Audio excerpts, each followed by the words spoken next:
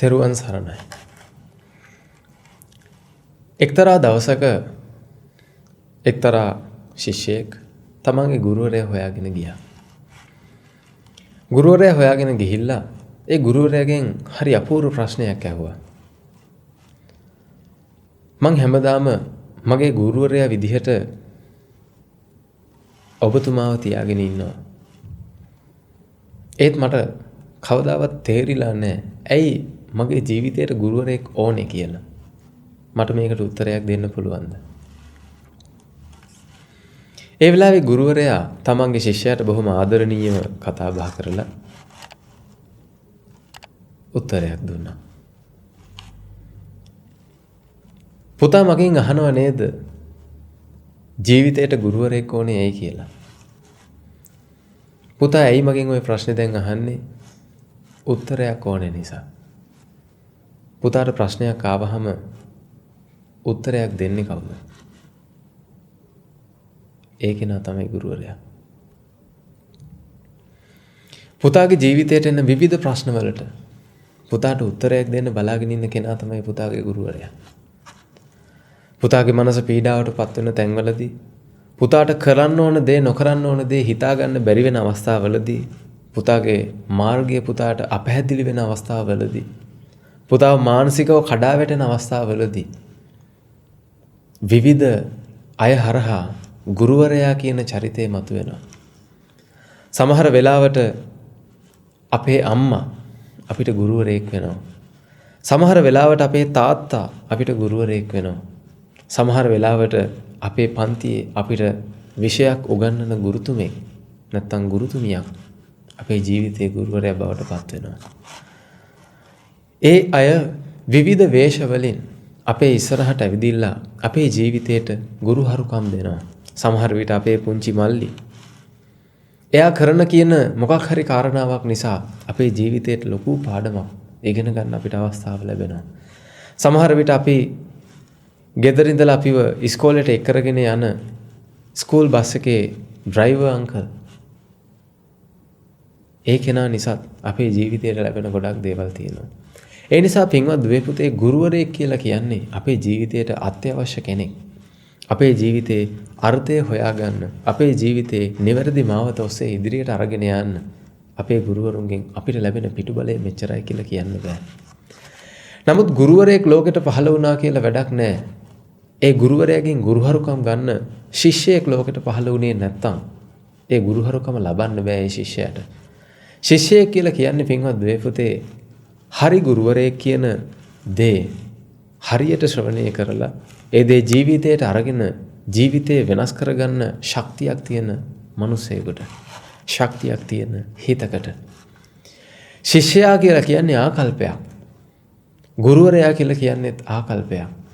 ගුරුවරයා කියන දේ අහලා තමන්ගේ ජීවිතේ වෙනස් කරගන්න නම් තමන් ගාව ශිෂ්‍යයා කියන ආකල්පය තියෙන්න ඕනේ. පුතා සුදු ඇඳුමක් ඇඳගත්තා කියලා ඉස්කෝලේ ඇඳුම් ටික ඇඳගෙන ඉස්කෝලේ ගියා කියලා ඒ ඩෙස් එකකුයි බංකුවකුයි තියාගෙන එතන ඉඳගෙන හිටියා කියලා පොත් ටිකකුත් අතේ තියාගෙන පුතා ශිෂ්‍යයෙක් වෙන්නේ නැහැ.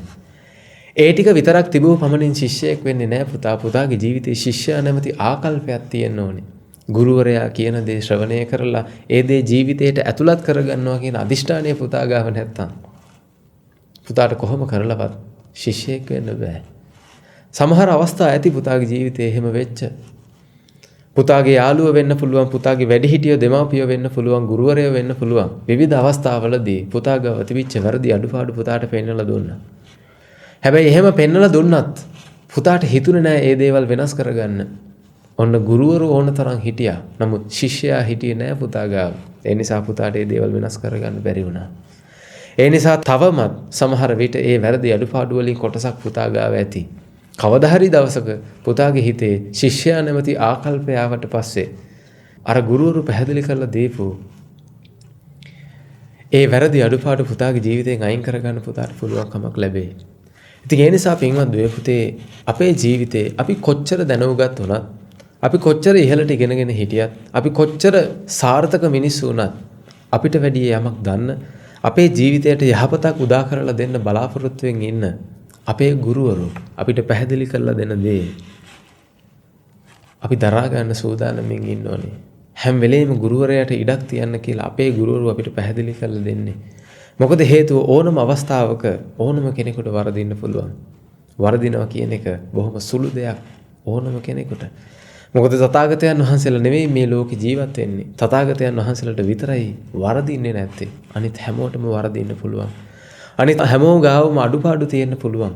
අත්වැරදි සිද්ධ වෙන්න පුළුවන්. ඒ දේවල් සිද්ධ වුණාට පස්සේ ඒ තමන් යන්න හදන තමන් බලාපොරොත්තු වෙන ප්‍රතිඵලයට තමන්ට ය아가න්න බැරි වෙන්න පුළුවන්. ඒ නිසා පින්වත් දුවේ පුතේ පුතාගේ මේ ජීවිතය සාර්ථක කරන උතුම්ම පිරිසක් තමයි පුතාගේ ගුරුවරු කියලා කියන්නේ. යම් විෂයක් උගන්වන ගුරුවරු පිරිසක් විතරක් නෙවෙයි පුතාගේ ජීවිතයට වැදගත් වෙන්නේ. පුතාගේ ජීවිතයට යහපත එකතු කරන්න සූදානම්ෙන් ඉන්න ඕනම කෙනෙක් පැහැදිලි කරලා දෙන දෙයක් පුතාගේ ජීවිතයට ගුරුවරයෙක් බවට පත් වෙනවා. සමහර විට ඒ කෙනා කියන්නේ පුතා දන්න දෙයක් වෙන්න පුළුවන්. සමහර විට පුතා හදාගන්න මේ වෙලාවේ උත්සාහ කරමින් ඉන්න දෙයක් ගැන වෙන්න පුළුවන්. ඒ කෙනා පුතාට ඇවිදilla පැහැදිලි කරලා දෙන්නේ. නමුත් පුතාට ලොකු වගකීමක් තියෙනවා. පුතා කළ යුතු දෙයක් තියෙනවා. පුතාගේ යුතුයකමක් තියෙනවා. ඒ තමයි ඒ කියන ඕනම දෙයක් පුතා යටහත් පහත්ව බාර ගන්න ඕනේ. මොනවා හරි වැරද්දක් අඩුපාඩුවක් පැහැදිලි කරලා දුන්නට පස්සේ ඒක යටහත් පහත්ව බාරගෙන ඒ දේ මං හදාගන්නම් නැත්නම් මං ඒ කාරණාව මේ කාලෙත් හදාගන්න උත්සාහ කරමින් ඉන්නේ පින් සිද්ධ වෙනවා හෝ වචනකින් දෙකකින් ස්තුතියක් හරි කරන්න පුතා සූදානම්ෙන් ඉන්න ඕනේ. මොකද හේතුව ගුරුවරයෙක් කියලා කියන්නේ ජීවිතේ බොහොම අඩුවෙන් ලැබෙන වාසනාවන්ත අවස්ථාවක්. පුතා දැකලා ඇති මේ ලෝකේ ඕන තරම් මිනිස්සු ජීවත් වෙනවා. ඕන තරම් දරුවෝ ජීවත් වෙනවා. විවිධාකාරයේ වැරදි වැඩ කරනවා. මද්ද්‍රව්‍ය වලට ඇබ්බැහි වෙලා විවිධ අසභ්‍ය දර්ශන ආදී වශයෙන් තියෙන මහා හානිදායක දේවල් වලට ඇබ්බැහි වෙලා තමන්ගේ ජීවිතේ විනාශ කරගනිමින් ඉන්නේ ගොඩක් මිනිස්සු. පුංචි දරුවන්ගේ ඉඳලා වැඩිහිටි මිනිස්සු දක්වාම මේ විදිහට විවිධ අකටයුතුකම් වල නියැලෙමින් තමන්ගේ ජීවිතේ විනාශ කරගනිමින් ඉන්නවා. ඒ අයගේ ජීවිතයට හරියම ගුරුවරයෙක් ලැබිලා නැහැ. යහපත අයහපත මොකක්ද කියලා පැහැදිලි කරලා දෙන්න. ඒ අයගේ ජීවිතයේ ඒ අයට කෙනෙක් ඉඳලා නැහැ. ඒ නිසා ඒ අයගේ ජීවිත අද ඒ තත්වයටපත් වෙලා. පුතා සමහර විට කල්පනා කරලා බලන්න පුතාගේ ආච්චි අම්මා පුතත් එක්ක ඉන්නවනම් පුතාගේ සීයා පුතත් එක්ක ඉන්නවනම් සමහර විට පුතාගේ ආච්චි අම්මයි සීයයි පුතාට කියනවා ඇති එන්න පුතේ හවසට අපි ගිහිල්ලා බුද්ධ පූජාව තියමු. මල් ටිකක් කඩමු. පුතා මේ මල් වට්ටිය අරගෙන ගිහිල්ලා මල් ටිකක් කඩන්නකෝ.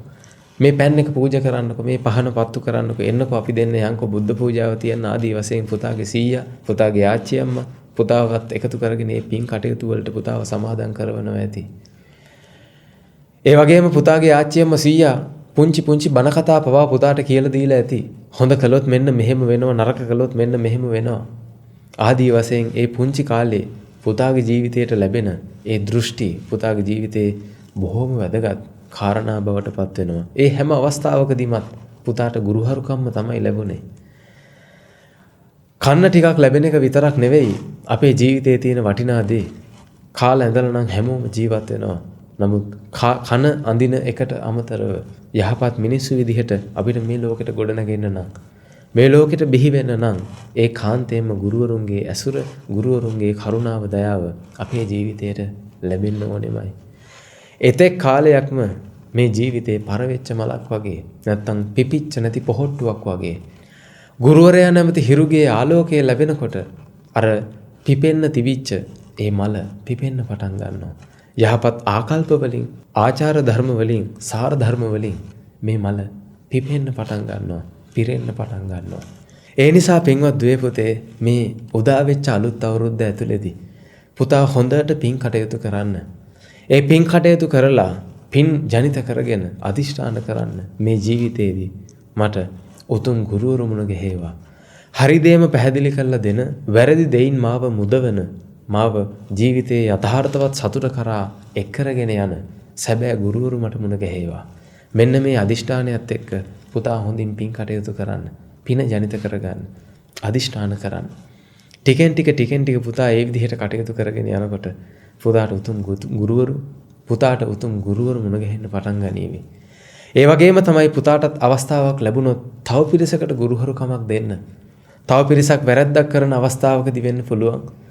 තව පිරිසකට හරි වැරද්ද නොතේරෙන අවස්ථාවකදී වෙන්න පුළුවන්. තව පිරිසක් වික්ෂිප්ත වෙලා කර කියා ගන්න දෙයක් නැති වෙලා ඉන්න අවස්ථාවක වෙන්න පුළුවන්. මේ ඕනම අවස්ථාවකදී පුතා ඒ කාරණාව පිළිබඳ දන්නවනම් ඒ අයට ගුරුහරුකමක් දෙන්න තරම් පුතා ගාව හැකියාව තියෙනවා නම් බොහෝම කාරුණිකව ඒ පිරිසට පුතා ගුරුහරුකමක් දෙන්න. පුතාගේ මල්ලි වැරදි වැඩක් කරනවා නම් කවදාවත් ඒකට ඉඩ දීලා S2 වහගෙන ඉන්න එපා. මල්ලිට කැමති දෙයක් මල්ලි කරගත්තා වේ කියන තැන ඉන්න එපා. අද මල්ලි කරන චූටි වැරද්ද අනාගතේ මල්ලිගේ ජීවිතයට මහා හානියක් වෙන පිළිලයක් බවට පත් වෙන්න පුළුවන්. ඒ නිසා පින්වත් දුවේ පුතේ අපි හැමෝම අපිට පුළුවන් විදිහට අනිත් අයට ගුරුහරුකම් දෙමු. අනිත් අයට යහපත අයහපත කියලා දෙමු. අනිත් අයට යහපත අයහපත කියලා දෙන ගමන් අපේ ජීවිතේ යහපත උදා කරගන්න උත්සාහ කරමු. එහෙම නැත්නම් අපි හැමෝම පරදිනවා පින්වත් දුවේ පුතේ. අපි හරි දේ කළේ නැත්නම් අපි පරදිනවා. මේ ලෝකේ ඉන්න මිනිස්සු හරි දේ කළේ නැත්නම් ලෝකේ ඉන්න මිනිස්සු පරදිනවා. ඒ නිසා අපිත් හරි දේ කරන ගමන් මේ ලෝකේ ඉන්න මිනිස්සුන්ටත් හරි දේ මොකක්ද කියලා දෙමු. බොහොම ආදරයෙන්, බොහොම කරුණාවෙන්.